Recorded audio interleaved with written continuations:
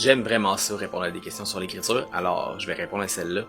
Dans mon livre, j'ai tué un des personnages, ça enrichit l'histoire, mais j'avais prévu de faire d'autres scènes. Que faire? Change ton plan. Si l'histoire est meilleure après avoir éliminé un personnage, ça veut dire que les scènes où ce personnage-là était sont pas essentielles. S'il y a de l'information essentielle dans ces scènes-là, faut que tu réussisses à passer cette information-là ailleurs.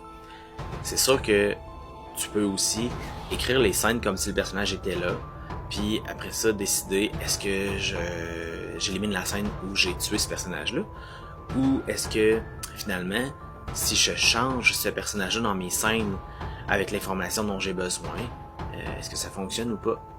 On peut le faire avec le plan et le retourner dans tous les sens. Il y a des auteurs qui font ça, un plan très très détaillé, et c'est sur leur plan qu'ils travaillent.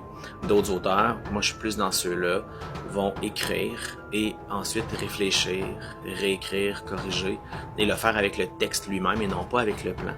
Dans les deux cas, ça fonctionne, c'est valide dans les deux cas. Mais moi, c'est ça que je te dirais. Si l'information que tu passes dans les scènes peut se passer autrement, mais que c'est meilleur avec un personnage qui est mort, laisse-le comme ça. Mais si tu as l'impression que ce personnage-là est essentiel pour que les scènes fonctionnent, mais peut-être que de le tuer à ce moment-là, c'était pas la meilleure des idées. Dans ce cas comme dans l'autre, moi je dirais, rends-toi au pire jusqu'à un point où tu as vraiment à décider est-ce que je le garde mort ou pas, ce personnage-là, et c'est à ce moment-là que ça va peut-être influencer. Et ça dépend aussi de ta narration. Si tu es en narration au jeu, dans la tête d'un personnage, dans ses réflexions, la mort de son ami, par exemple, va prendre peut-être beaucoup de place dans le reste du récit. Ça va influencer beaucoup le déroulement de la suite parce que tu es dans un narrateur interne.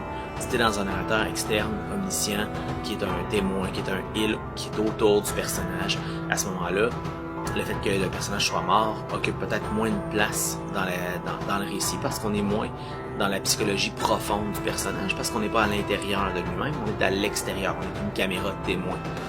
C'est peut-être ça aussi la réflexion que tu as à faire, ça dépend de la narration, ça dépend de ce que tu veux raconter.